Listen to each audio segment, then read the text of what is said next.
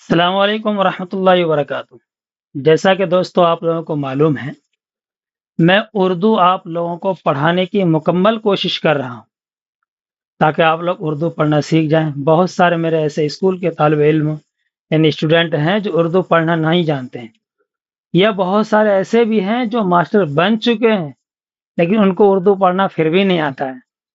میرے پاس خود ان کے سوال اور میسج آتے ہیں، تو انشاءاللہ میں آپ کو ریگولر کلاس دے کر کے آپ کو اردو گرامر بھی اور اردو پڑھنا بھی سکھا رہا ہوں۔ تو آپ لوگ ہمارے ویڈیو کے ساتھ بنیے گا تاکہ آپ کو اردو پڑھنا اور اردو گرامر جو چھوٹی موٹے گرامر ہیں میں آپ کو بتانے کی کوشش کروں گا۔ تو قواعد اردو میں کہتے ہیں گرامر کو قواعد۔ یہ قواعد ہے کیا؟ کسے کہتے ہیں؟ قواعد کسے کہتے ہیں؟ تو سمپل سے ہیں، کسی بھی زبان کو لکھنے، پڑھنے یا پڑھانے یا لکھانے یا لکھنے کے لیے کسی ایسے اصول کی ضرورت ہے جس کے ذریعے سے وہ لکھنا، پڑھنا اور پڑھانا آسان ہو جائے۔ ایسا اصول ایک ہو جائے، ضابطہ ہو جائے، قانون ہو جائے، جس کے ذریعے سے اردو پڑھنا اور لکھنے پر عبور حاصل ہو جائے۔ تو یہی ہے اردو قواعد۔ اردو قواعد کی تعریف یہ ہے کہ اردو قواعد اس علم کو کہتے ہیں کہ جس سے اردو زبان کا صحیح بولنا اور صحیح لکھنا آ جائے، اور اس فن کا سیکھنا بھی ضروری ہے۔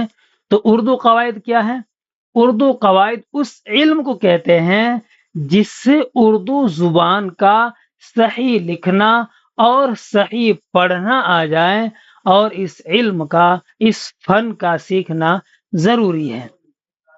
اردو قواعد کو 5 حصوں میں تقسیم کیا گیا ہے۔ اردو قواعد کو 5 حصوں میں تقسیم کیا گیا ہے۔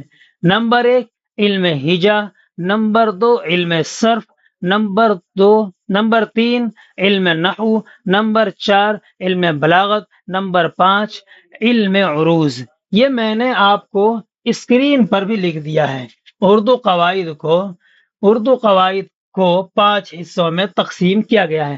تقسیم اردو میں کہتے ہیں، اگر ہندی میں چلا جائیں تو بانٹنا کہتے ہیں۔ اردو میں اس کا لفظ ہو جاتا ہے تقسیم، یعنی بانٹنا۔ تو علم اردو کو 5 حصوں میں تقسیم کیا گیا ہے۔ نمبر 1 علم ہجا، علم سر، علم نحو، علم بلاغت، علم عروض۔ میں انشاءاللہ اس کی تعریف اور اس کی چھوٹی سی مثال دے کر کے تمام کو پڑھاؤں گا، پھر ان تمام کی ایک ایک الگ الگ چیپٹر بنا کر کے میں آپ کو پڑھاؤں گا۔ سب سے پہلے علم ہجا یا املا۔ املا کے مطلب لکھنا، اردو کے زبان میں لکھاوٹ۔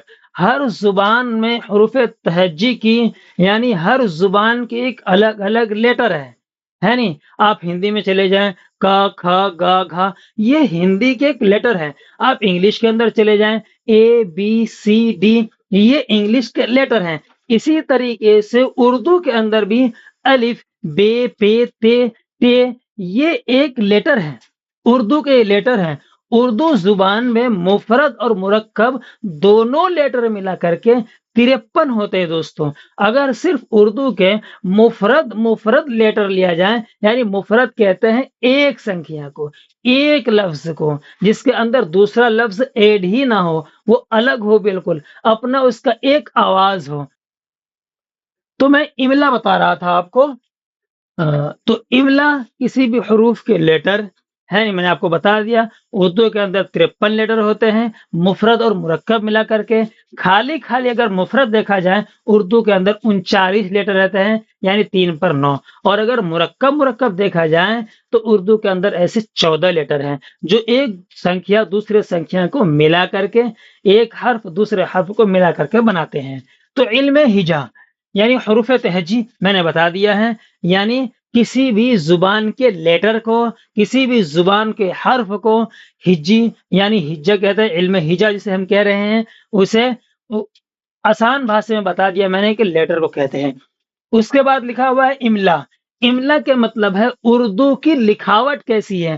اگر ہم دیکھا جائے ہندی کے اندر تو یہ ک ہو گیا ہے نہیں، کو کی لکھاوٹ کیسی ہے؟ جہاں بھی اس طرح کے ورڈ لکھے دکھائیں گے تو آپ فوراً پہچان جائیے گا کہ یہ ک ہے۔ इसी तरीके से अगर आप इंग्लिश में चला जाएं, इसको जहां भी देखेंगे आप फौरन समझ जाएंगे ए लिखा हुआ है, इसकी साउंड और ये कैसे यूज होगा सब आपके जहन में आ जाएगा। और इसी तरीके से इमला, यानी अगर उर्दू के अंदर आप आए, इस तरीके के कोई हर्फ आप लिखा हुआ देखें तो आप फौरन समझ जाएंगे कि लिखा हुआ जीम है, तो इसे कहते हैं इमला, यानी हरफों की, लेटर की लिखावट को कहते हैं इमला। अब इसकी तारीफ, इल्म हिजा या इमला की तारीफ हमारे लिखे हुए हैं, जिसमें हुरूफ के हरकात व सकनात और आवाजों से बहस की जाती है, यानी उसकी आवाज, यानी हुरूफ की आवाज से बहस की जाती है।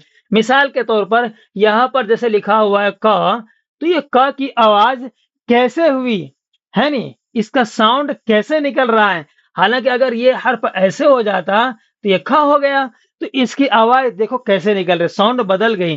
तो आवाजों से भी बहस की जाती है।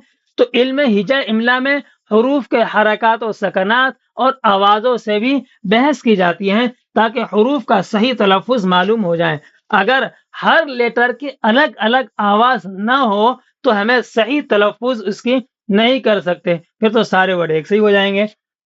इसलिए ताकि हुरूफ का सही तलफ्फुज मालूम हो जाए। क्या हरकात क्या है, यानी जबर जेर पेश। अगर हम कोई नाम लिख रहे हैं, मिसाल के तौर पर अगर हम लिख देते हैं यहाँ पर कलीम, है नी, हिंदी के अंदर, तो देखिए इसके अंदर हरकत यानी मात्राएं आई हैं। अगर हम उर्दू के अंदर ले लेते हैं इसको कलीम, तो देखिए काफ पर जबर आ गया, लाम पे जेर, यहाँ जज़म यानी सुकून, जो है ना सकनात। देखिए हिंदी के अंदर मैंने लिखा है कलीम, अब उर्दू के अंदर हम अगर यहाँ हम कलीम लिखें तो देखिए यहाँ पर काफ पे जबर आ गया, लाम पे जेर और मीम पे क्या आ गया, जज़म यानी सुकून। इसी को बोलते हैं सकनात यानी सुकून। तो हरकात, जबर पर जो ये का पर जो जबर है और लाम के नीचे जो ये जेर है, इसी को बोलते हैं हरकात, है नहीं। अगर इस पर मात्राएं ना लगे तो हमें हुरूफ के अल्फाज और उसकी आवाज की सही तलफ्फुज हम नहीं कर सकते हैं। तो हुरूफ के हरकात और सकनात और आवाजों से बहस की जाती है ताकि हुरूफ का सही तलफ्फुज हो जाए। ये इल्म हिजा और ये इमला के अंदर होती है। ये सारे काम हुरूफ के हरकात और सकनात और आवाजों से बहस की जाती है, ये इल्म हिजा और इमला से